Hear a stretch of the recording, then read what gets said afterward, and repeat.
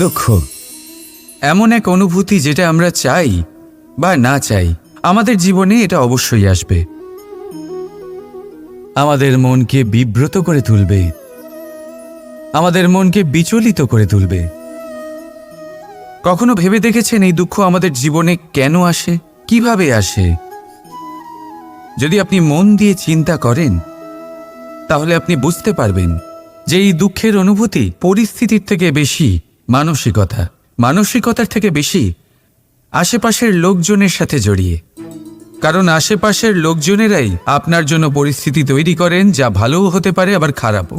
আপনার আশেপাশের লোকজনেরাই আপনার মানসিকতাকে প্রভাবিত করে, হয় তাকে ভালো করে অথবা খারাপ করে। আমাদের জীবনের অর্ধেক দুঃখ এই কারণে যে আমরা তাদের উপরে আশা রাখি যাদের ওপরে কোনো আশা রাখা উচিত নয়, আর অর্ধেক দুঃখ এই কারণে যে আমরা তাদের উপরে সন্দেহ করি যাদের ওপর সেটা করা উচিত নয়।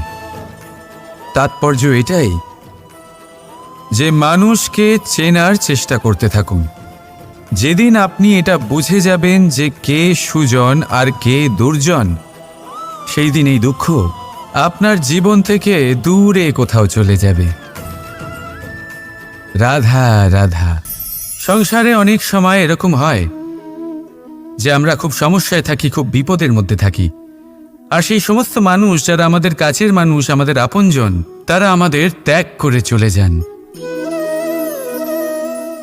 আমরা এই সময় দুঃখ পাই, নিরাশ হয়ে পড়ি এবং একা একাই সেই সমস্যাকেও কাটিয়ে উঠি।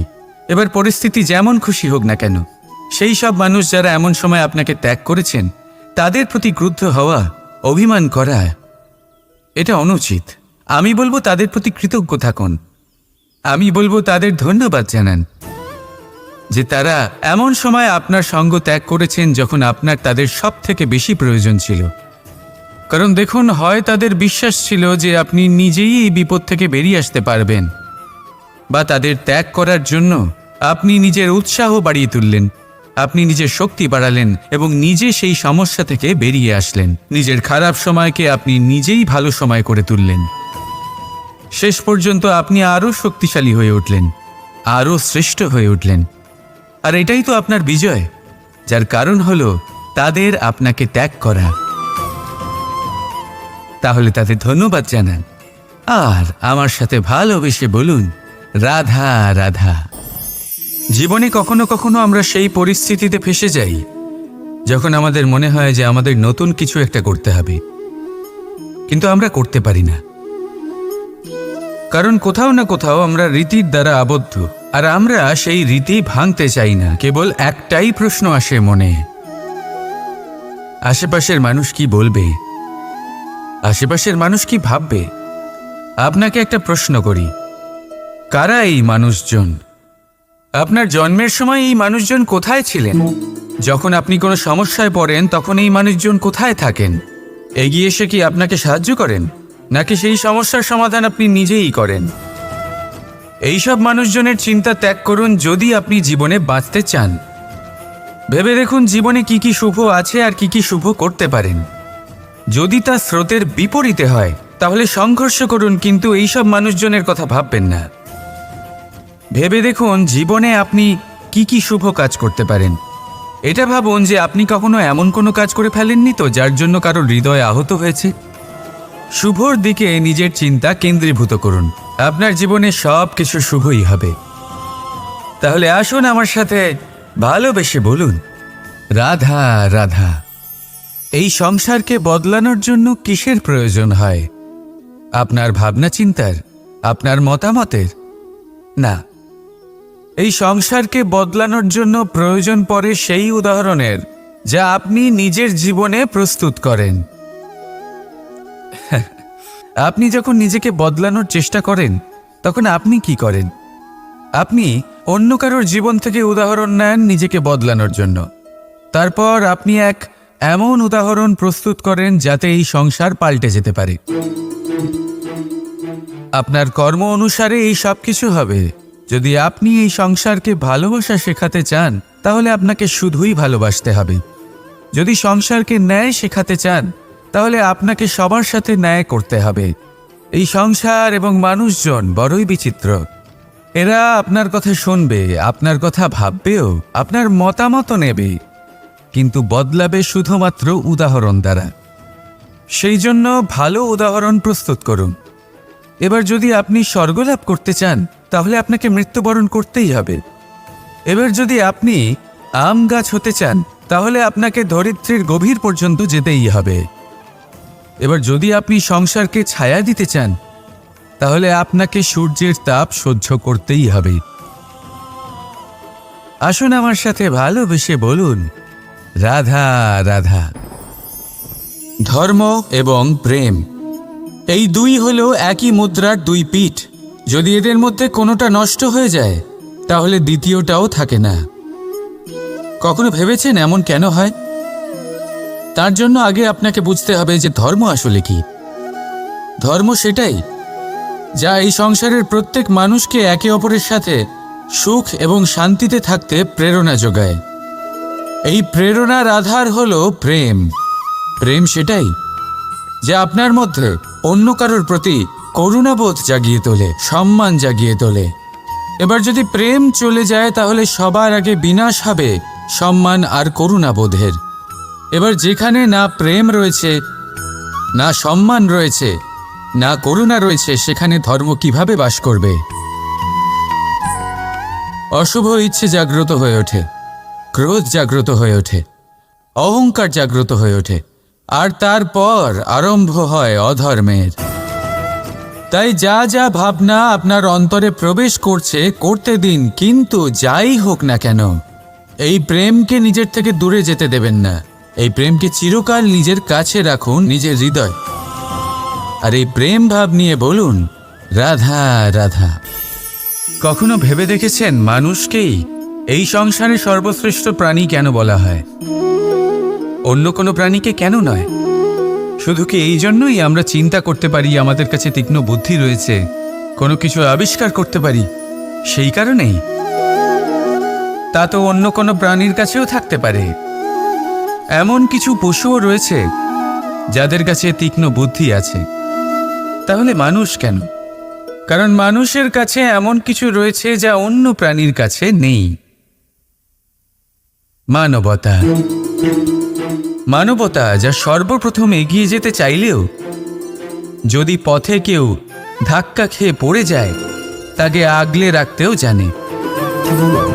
মনে রাখবেন, আপনার সবথেকে বড় পরিচয় আপনার নাম, আপনার সম্পত্তি বা আপনার ধর্মও নয়।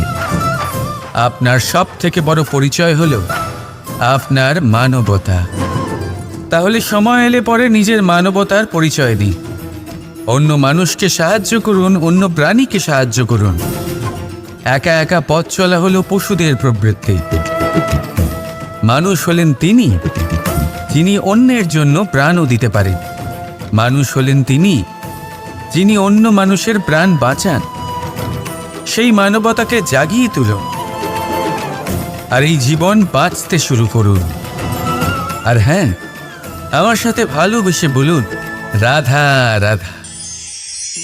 অনেকে আমাকে অনেকবার জিজ্ঞেস করেছেন যে কানাই, রুক্মিণী হলো তোমার অর্ধাঙ্গিনী, তাহলে কেন ওর এই যাত্রা এত কঠিন হলো? কেন তোমার এই অগাধ অখণ্ড ভালোবাসা পাওয়ার জন্য ওকে এত কঠিন পরীক্ষার সম্মুখীন হতে হলো? আসুন আমি আপনাকে একটা কথা বোঝাই। অগাধ অখণ্ড ভালোবাসার এই পথ তা তো কঠিনই হবে। এবার এরকমই এক যাত্রা করতে হয়েছে রুক্মিণীকে, পরিশুদ্ধ ভালোবাসা বুঝতে পারার যাত্রা। এমন ভালোবাসা যা কিনা ক্রোধ, ভয়, মোহ, অধিকার, অহংকার, হিংসা এই সমস্ত বিকারের ঊর্ধ্বে। এবার এই যাত্রায় ওকে সাহায্য করবে রাধা। আর শুধু তাই নয়, আমি আপনাকে বলি, সংসারের প্রত্যেক নারী এই যাত্রা করে থাকেন। এবার যে নারী এই যাত্রার শেষ পর্যন্ত পৌঁছতে পারেন তিনি এক উচ্চ স্তরে পৌঁছে যেতে পারেন, যেখানে তাকে বলা হয় অর্ধাঙ্গিনী। রাধা রাধা। আহ, হাত পুড়ে গেল। এবার আপনি বলবেন, কৃষ্ণ এটাই তো হবে, জ্বলন্ত কয়লা ধরতে গেলে হাত তো পুড়ে যাবেই। চলুন, এই বিষয়ে আপনি এটা বললেন, ক্রোধের বিষয়েও কি আপনি এরকমই ভাবেন? অবশ্যই ভাবা উচিত, কারণ ক্রোধ হলো ঠিক এই রকমই। আমরা ভাবি এই জ্বলন্ত কয়লা হাতে তুলে কারোর দিকে যদি আমরা ছুড়ি তার ক্ষতি হবে, কিন্তু সর্বপ্রথম আমাদেরই হাত পুড়ে যাবে। এই ক্রোধ সর্বপ্রথম আপনারই বিনাশ করবে, আপনার আনন্দ কেড়ে নেবে, আপনার শরীর খারাপ করে দেবে, আপনার অস্তিত্বকে পুড়িয়ে ফেলবে। তাই এই ক্রোধের থেকে সাবধানে থাকুন আর ভালোবেসে বলুন, রাধা রাধা। বর্ষা ঋতু শুরু হলেই পাখিদের মধ্যে চাঞ্চল্য বেড়ে যায়, আর সেটা হবে নাই বা কেন। বাসা ভেঙে যায়, বৃক্ষ ভেঙে পড়ে, প্রত্যেক পাখি তার থাকার জন্য একটা নতুন জায়গার, একটা ছায়ার, একটা ছাদের খোঁজে থাকে। শুধু একটা পাখি এসব কিছুই করে না, না তো তার এসব সমস্যা নিয়ে কোনো চিন্তা থাকে, না কোনো দরকার পড়ে। আর সেই পাখি হলো বাজ। সেই সব সমস্ত ছোটখাটো সমস্যার থেকে অনেক দূরে ওপরে উড়ে বেড়ায়, মেঘের থেকেও অনেক উঁচুতে। তাই এই সব ছোটখাটো সমস্যা যে আপনার জীবনে এসে থাকে, এই সব নিজের চারপাশকে ঘিরতে দেবেন না। নিজের চিন্তা ভাবনাকে অনেক উঁচুতে রাখুন, আপনার সমস্ত সমস্যা নিজে থেকেই নিচে চলে আসবে। রাধা রাধা। একটা গাই আর একটা বাছুরের মধ্যে কেমন সম্পর্ক থাকে? একটা গাই নিজের বাছুরকে ডাকে, আর সেই বাছুর হাজার হাজার গাইয়ের মধ্যে থেকেও নিজের মাকে চিনতে পেরে যায় আর নিজের মায়ের সাথে এসে জড়িয়ে পড়ে। আর কিছুটা ঠিক এরকমই সম্পর্ক হলো আপনার কর্ম এবং আপনার কর্মফলের মধ্যে। আপনি যেমন কর্ম করবেন, আপনার কর্ম আপনার কর্মফলকে ডাক দেবে, আর আপনার কর্মফল কোথাও না কোথাও থেকে আপনাকে খুঁজতে খুঁজতে এসে আপনার সাথে জড়িয়ে পড়বে। তাই উচিত এটাই হবে যে আপনি সৎকর্ম করুন, কারণ ঈশ্বর যদি আপনাকে আপনার ভুলের জন্য ক্ষমা করেও দেন, আপনার কর্ম কিন্তু করবে না। তাই যদি আপনি দুষ্কর্ম করতে চলেছেন, তাহলে আপনি প্রস্তুত থাকুন, আর যদি আপনি শুভ কর্ম করতে চলেছেন, তাহলেও আপনি প্রস্তুত থাকুন। আপনার কর্ম যেমন হবে তেমন ফল আপনার কাছে নিজে থেকেই চলে আসবে। আজ না হোক কাল, কাল না হোক অন্য কোনো সময়, অবশ্যই আসবে। আসুন আমার সাথে ভালোবেসে বলুন, রাধা রাধা। বসন্ত ঋতু, এই সময় মন আনন্দে ভরে থাকে। এমন মনে হয় যেন আমরা আকাশে বিচরণ করতে চলে যাই, কিন্তু সেটা তো সম্ভব নয়। সেই জন্য হয়তো আমরা ঘুড়ি ওড়াই, এই ঘুড়িকে নিজেদের প্রতিরূপ মনে করে। এবার অনেক মানুষ আছেন যারা ঘুড়ি ওড়ান, কিন্তু এই কর্মের সারমর্ম কি সেটা কজন বুঝতে পারেন? আপনি এটা মনে করুন যে আপনি হলেন সেই ঘুড়ি, আর এই সুতো যিনি ধরে রয়েছেন তিনি হলেন পরমাত্মা। আর এই সুতো যেখান থেকে শুরু হয়, সেই লাটাই হলো আমাদের কর্মচক্র। এবার আপনি নিজেই অনুমান করুন যে এই উড়ান কার ওপর নির্ভরশীল? পরমাত্মার ওপর আর আপনার কর্মের ওপর। যদি পরমাত্মা আপনার হাত ধরে থাকেন, আপনার সাথে থাকেন, যদি আপনি শুভ কর্ম করতে থাকেন, আপনি এই আকাশে উড়তে থাকবেন। কিন্তু কোথাও কোথাও যদি পরমাত্মার সাথে এই বন্ধন ছিন্ন হয়, আপনার কর্মচক্র খারাপ হয়ে যায় বা থেমে যায়, তাহলে আপনার এই ঘুড়ি কেটে যাবে আর দূরে কোনো গাছের ডালে গিয়ে আটকে যাবে। তাই শুধুমাত্র ঘুড়ি ওড়াবেন না, তার থেকে শিখুন, পরমাত্মার সাহচর্যে থাকুন, সবসময় শুভ কর্ম করতে থাকুন, আর সবসময় এই আকাশে উড়তে থাকুন। আসুন আর আমার সাথে ভালোবেসে বলুন, রাধা রাধা। বর্ষার আকাশে আপনি একাধিকবার রামধনু দেখে থাকবেন, 7 রঙা, মন ভোলানো। প্রথম প্রশ্ন, এই সুন্দর রামধনু কিভাবে তৈরি হয়? এটা তৈরি হয় যখন বৃষ্টির জলের ফোঁটার মধ্যে দিয়ে আলো প্রবেশ করে সেই আলোর আসল 7টি রং বিচ্ছুরিত হয়, আর তখনই আমরা এই রামধনু দেখতে পাই। দ্বিতীয় প্রশ্ন, এই রামধনু বৃষ্টির জলের ফোঁটা দিয়েই কেন তৈরি হয়? কারণ হলো বিশুদ্ধতা। বৃষ্টির জলের ফোঁটা বিশুদ্ধ হয়, আকাশ থেকে ধরিত্রীর দিকে ঝরে পড়ে, কিন্তু নিজের জন্য নয়, ধরিত্রীর তৃষ্ণা মেটাতে। আর সেই জন্যই আলোর মতো গতিশীল তরঙ্গকে বিচ্ছুরিত করতে পারে সে, তার আসল স্বরূপ প্রকাশ করে। যদি আপনিও নিঃস্বার্থভাবে পরোপকার করেন, অন্যদের জন্য বাঁচেন, তাহলে বিশ্বাস করুন, কেউ আপনাকে কোনোদিন ঠকাতে পারবে না। বড় বড় প্রহার অসফল হয়ে যাবে যদি আপনার মনের মধ্যে প্রেমের শুদ্ধতা থাকে। রাধা রাধা,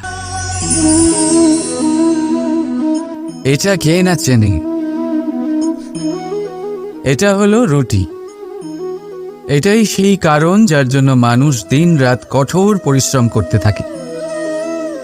দেখতে গেলে এই রুটি যদি এমনি পাওয়া যেত, তাহলে মানুষ হয়তো কোনো কাজই করত না, কোনো কষ্টই করত না, জীবনে কোনো পরিশ্রমই করত না। তবে একটা কথা অবশ্যই ঠিক, যে রুটি শুধুমাত্র খিদে মেটায় না, আমাদের জীবনে বড় বড় শিক্ষা দিয়ে যায়। এবার একটু ভেবে দেখুন, রুটি আপনার তখনই সুস্বাদু লাগবে, এই রুটি আপনার স্বাস্থ্যের জন্য ভালো তখনই হবে যখন এটা দুদিক থেকেই ভালো করে সেঁকা হবে, তাই না? আমাদের জীবনে সম্পর্কও কিছুটা এরকমই হয়। যদি দুপক্ষ দ্বারাই ভালো করে পালন করা হয়, তবেই আপনি আনন্দ পাবেন। তাই শুধু পাওয়ার জন্যই ব্যাকুল হয়ে উঠবেন না, ফেরত দেওয়াতেও বিশ্বাস রাখুন। কারণ যখন একটা সম্পর্কে দুই পক্ষ থেকেই প্রেম থাকবে, দুই পক্ষ থেকেই করুণা থাকবে, কিছু করার প্রবৃত্তি থাকবে, তবেই সেই সম্পর্ক আপনাকে আনন্দ দেবে। তাই যখনই আপনি রুটি খাবেন, মনে রাখবেন আপনাকে আপনার সম্পর্কগুলিকেও এরকম মধুর বানাতে হবে। আর মন সুপ্রসন্ন হয়ে বলবে, রাধা রাধা।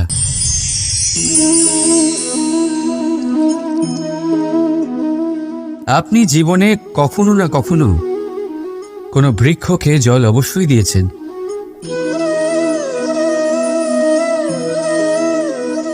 কখনো মনে এই প্রশ্ন জাগেনি যে আমরা বৃক্ষের পাতায়, ফুলে, ডালে, সেগুলোকে তো আমরা কখনো জল দিই না, তাও তাদের কাছে জল কি করে পৌঁছয়? তাও কিভাবে তারা জীবিত থাকে? আপনি বলবেন, এ তো সহজ ব্যাপার, এই কেমন প্রশ্ন করছেন আপনি? গোড়ায় জল দিলে তা বৃক্ষের প্রতি অংশে অবশ্যই পৌঁছবে, তাই না? ঠিক এমনটাই হয় আমাদের কর্ম, আমাদের প্রেম। যদি স্বচ্ছ মনে কর্ম করেন, সেবা করেন, তাহলে কোনো না কোনোভাবে তা পরমেশ্বরের কাছে অবশ্যই পৌঁছবে। অন্তরাত্মা থেকে প্রেম করলে সর্বদাই তা উপচে পড়বে, আর তার দ্বিগুণ অবশ্যই ফেরত আসবে, এই বৃক্ষের ছায়ার মতন।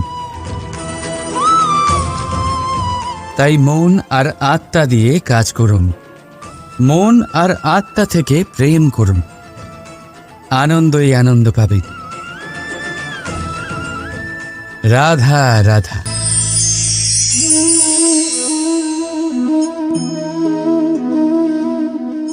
দুধ আর মাখন, যদি আমি আপনাকে জিজ্ঞেস করি এই দুইয়ের মধ্যে সম্পর্ক কি, আপনি বলবেন এ তো সহজ ব্যাপার, দুধ থেকেই তো মাখন তৈরি করা হয়। যদি আমি আপনাকে জিজ্ঞেস করি এই দুইয়ের মধ্যে তফাৎ কি, তাহলে কেউ বলবেন একটা তরল হলে অন্যটা খুবই গাঢ়। কেউ বলবেন একজন পিতা আর অন্যজন সন্তান। না, এই দুইয়ের মধ্যে তফাৎ হলো শুদ্ধতার। মাখন দুধের থেকে অনেক বেশি শুদ্ধ। এই বিষয়টা কিছুটা এইভাবে বোঝা যেতে পারে। যদি কোনো পোকা এসে সেই পাত্রে পড়ে যেখানে দুধ আছে, আপনি কি করেন? আপনি সেই দুধ ফেলে দেন। কিন্তু যদি কোনো পোকা এসে সেই পাত্রে পড়ে যেখানে মাখন আছে, তখন আপনি কি করেন? আপনি সেই পোকা বের করে ফেলে দেন। সেই পোকা নোংরা, সেই পোকা দূষিত। আর যদি আমাদের মন তরল হয়, তাহলে এই পোকা আমাদের মন দূষিত করে দেবে, তা নোংরা করে দেবে। কিন্তু যদি আমাদের মন মাখনের মতো শুদ্ধ হয়, তাহলে কুচিন্তা আপনা থেকেই চলে যাবে। তাই মনে রাখবেন, এই সংসারে পোকা অবশ্যই থাকবে। আপনি দুধ হবেন নাকি মাখন, সিদ্ধান্ত আপনার। রাধা রাধা। নারী জন্মসূত্রে কারোর কন্যা, ধর্মসূত্রে কারোর পত্নী, আর কর্মসূত্রে কারোর মা। আমাদের মনে এই ছবি আঁকা রয়েছে একজন নারীকে নিয়ে, তাই না? একটা অতুলনীয় ভূমিকা রয়েছে নারীদের আমাদের জীবনে, আর নারী ছাড়া আমরা কিছুই নই। কিন্তু অধিকার, সেখানে আমরা একটা ভুল করে বসি। যখন নারী একজন কন্যা থাকে, যখন সে জন্ম নেয়, তখন তার উপর অধিকার থাকে তার পিতার। আর তারপর যখন বিয়ে হয়ে যায়, তখন তার অস্তিত্বের উপর অধিকার থাকে তার স্বামীর। আর যখন তিনি মা হন, তখন নিজেই তিনি জীবনের সমস্ত অধিকার দিয়ে দেন তার সন্তানকে। কিন্তু আমরা কি কখনো এটা ভেবেছি এই জীবন হলো তার নিজের? যে নারী সবার কল্যাণ করছেন, তার জীবনের অধিকারও তার কাছেই থাকা উচিত, তাই না? তার নিজের জীবনের সিদ্ধান্ত সে নিজেই নিতে পারেন, নিজেই নিজের ভাগ্যের রচয়িতা হতে পারেন। আর এর জন্য আমাদের নিজেদের পাল্টাতে হবে, দৃষ্টিভঙ্গি পাল্টাতে হবে। কারণ এই ধারণা সেটা আজ বা কালকের ব্যাপার নয়, এটা ঘটে চলেছে বহু বছর ধরে, আর চলতেই থাকবে যদি আমরা এটা না বদলাই। আর এটা তখনই সম্ভব হবে যখন আমরা নিজেদের মধ্যে পরিবর্তন আনব। তাই আজকের পর থেকে, এই মুহূর্ত থেকে, কোনো নারীর ওপর অকারণ অধিকার স্থাপনের আগে সহস্রবার ভেবে দেখবেন।